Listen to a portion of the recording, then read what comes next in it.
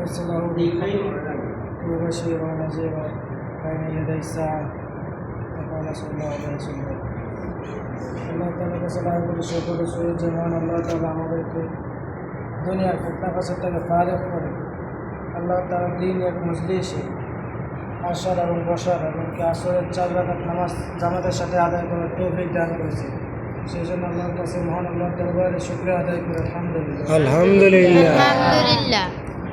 আল্লাহ তাআলা আমাদেরকে কোরআনের কথা ইরশাদ করেছেন যে লা ইন শাকারতুম লাযিদান্নাকুম ওয়া লা ইন কাফারতুম ইন্না আযাবি লাশাদীদ। যে আমার নিয়ামতের শুকরিয়া আদায় করে না, আমার আযাব তার জন্য বড়ই কঠিন। আর যে আমার নিয়ামতের শুকরিয়া আদায় করে, আমি তাকে নিয়ামত বৃদ্ধি করে দিই এবং তাকে উত্তম ফলাফল দিই। তো আল্লাহ তাআলার নিয়ামতের গণনা করে শেষ করা যাবে না। আল্লাহ তাআলা সূরা রহমানে বলছেন রব্বিকুমা তুকাজ্জিবান, যে হে বান্দা তুমি আমার নিয়ামতের গণনা করে শেষ করতে পারবে না। তুমি আমার নিয়ামত যতই গণনা করবে কিন্তু শেষ করতে পারবে না। সাগরের পানি যদি কালি বানানো হয় আর যদি পুরো সমগ্র দুনিয়ার গাছ যদি কলম বানানো হয়, তাহলে এগুলো দিয়ে যদি লেখা হয় তাহলে আল্লাহ তাআলার শুকরিয়া আদায় করে শেষ করে যাবে না, নিয়ামতের শুকরিয়া আদায় করে যাবে না। কারণ হর হালতে আল্লাহ তাআলার শুকরিয়া আদায় করো। আল্লাহ তাআলা যে আমাদেরকে সুস্থতা রাখছেন, সুস্থতা হচ্ছে বড় নিয়ামত। এবং অসুস্থতা আল্লাহ তাআলার একটা নিয়ামত। আল্লাহ তাআলা যাকে ভালোবাসেন তাকে অসুস্থতা দান করেন, এবং যাকে ভালোবাসেন তাকে সুস্থতা দান করেন। আল্লাহর ইচ্ছা, আল্লাহ যাকে মহব্বত করেন বেশি তাকে অসুস্থ দান। এই কারণে আল্লাহ তাআলা যে কোনো কাজ, যে কোনো মুসিবত, এটা আল্লাহর পক্ষ থেকে আসে। কারণ অনেকে আমরা বলি যে আল্লাহ আমাকে অসুস্থ দান করেছে, আমাদেরকে অসুস্থ দিয়েছে। এই কারণে আমরা কি আল্লাহকে চোখে দেখেন না অন্যান্য মানুষকে? এখানে আল্লাহকে এসব না বলা যে আল্লাহ চোখকে দেখে না, যে আমি অসুস্থতা অন্য মানুষকে অসুস্থ দিতে পারে না, এগুলো না বলা। আল্লাহ তাআলা যাকে পছন্দ করে তাকেই অসুস্থতা দেয়। আল্লাহ তাআলা নিয়ামত, সুস্থতা আল্লাহ তাআলা নিয়ামত।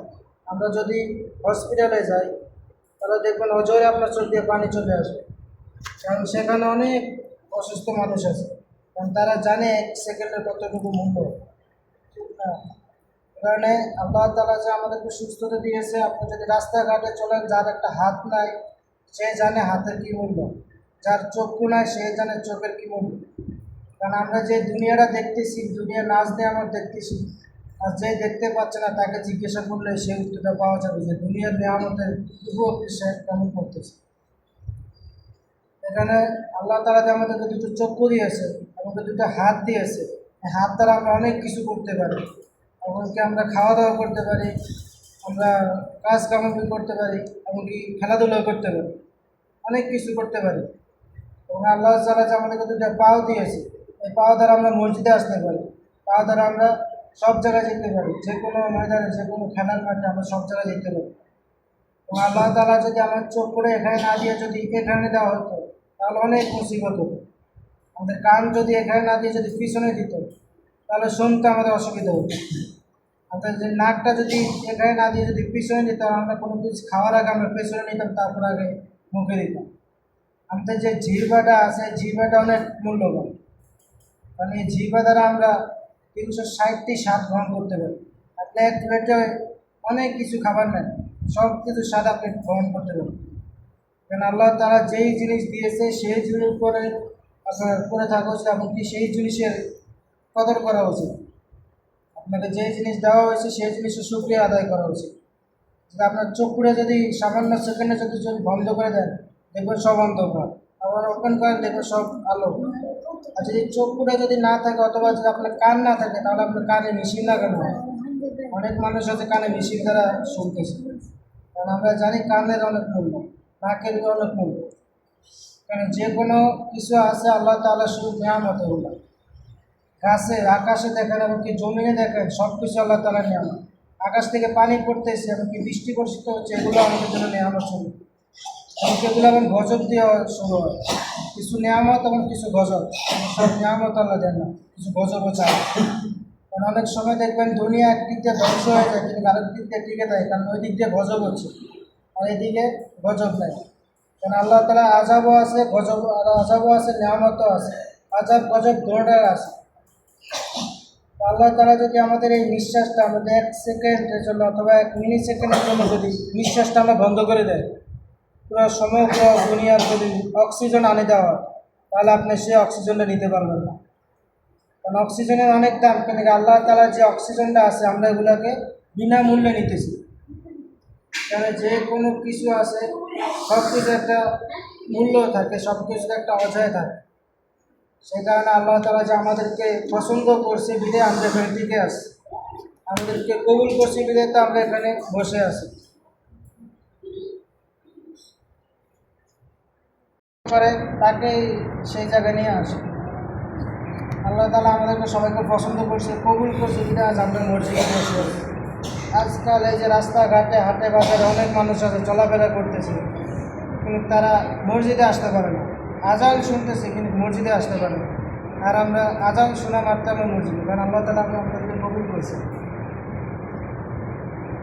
যাকে আল্লাহ তালা ভালোবাসেন আল্লাহ তালা তাকে কী করে মসজিদে, এমনকি আল্লাহ তালা তাকে তার খাস বান্দা বানে। আমরা অনেকে আছি যারা হাটে বাজারে ঘুরতাম, কিন্তু আল্লাহ তালা আমাকে কবুল করছে, এখানে আমরা আসতে পারছি। আর যদি কবুল না করতো তাহলে আমরা এখানে আসতে পারতাম না। এবং এই আসমানে জমিনে যা কিছু আছে সব কিছু আল্লাহরই সৃষ্টি।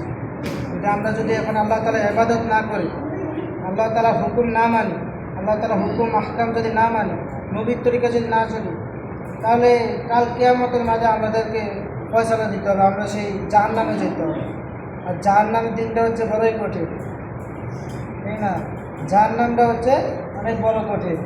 আর জাহান্নামের আগুন হচ্ছে দুনিয়ার আগুন। যদি 1 ভাগ এখান থেকে যদি 1 ভাগের 1 ইঞ্চি যদি এই দেশে দুনিয়াতে থাকে আর 100 ভাগ যদি ওখানে থাকে, আর দুনিয়ার আগুনে যদি আমরা টিকতে না পারি, গরমে যদি টিকতে না পারি, তাহলে এই হাসরের ময়দানে আমরা কীভাবে টিকব? টিকার জন্য কিছু ব্যবস্থা করে রাখছে আল্লাহ। হাসরের ময়দান থেকে বাঁচারও আমাদেরকে উপায় দিয়ে দিয়েছে। আজাব গজব থেকে বাঁচারও আমাদেরকে অনেক পন্থা দেওয়া হয়েছে। আল্লাহ তাআলা বলছে 5 ওয়াক্ত নামাজ। 5 ওয়াক্ত নামাজ অনেক কিছু আছে। 5 ওয়াক্ত নামাজের মধ্যে যখন হযরত আলী, ঈশ্বরের খোদা হযরত আলী, তাকে তো সবাই ভয় পেয়েছে। যুদ্ধের ময়দানে সে একাই অনেক কাফেরদেরকে ধ্বংস করেছে। তখন তাকে কাফেররা মারার জন্য কোনো পন্থা অবলম্বন করতে পারে না, কিন্তু পন্থা একটি অবলম্বন করতে পারছে, সেটা হচ্ছে নামাজ। যখন তিনি নামাজে দাঁড়িয়েছেন তখন তাকে তীর দ্বারা প্রতারিত করেছে, এমনকি তীর দ্বারা তাকে মেরে ফেলা হয়েছে। এখানে আমরা নামাজের মধ্যে সব খুশি সে নামাজ পড়ব, এমনকি 5 ওয়াক্ত নামাজ যখন জামাতের সহিত তাকবীরের সহিত আমরা পড়ব। দুনিয়ার মধ্যে যা কিছু আছে সব কিছু নিয়ামত আল্লাহ তাআলা সব কিছু আমাদেরকে দিয়ে দিয়েছে। গাছকে আমাদের জন্য সৃষ্টি করেছে, আমাদেরকে ওই গাছের জন্য সৃষ্টি করেছে। গাছ দ্বারা আমাদের অক্সিজেন পাই, গাছ দ্বারা আমরা খাওয়া পাই। ঠিক ঠিক। কিন্তু জমিনের মধ্যে আমরা ফসল উৎপাদন করি। জমিন হচ্ছে অনেক কিছু, জমিন আল্লাহ তাআলার নিয়ামত। এই জমিনের মধ্যে আমরা যত চাষাবাদ করি ততই আমাদের লাভ।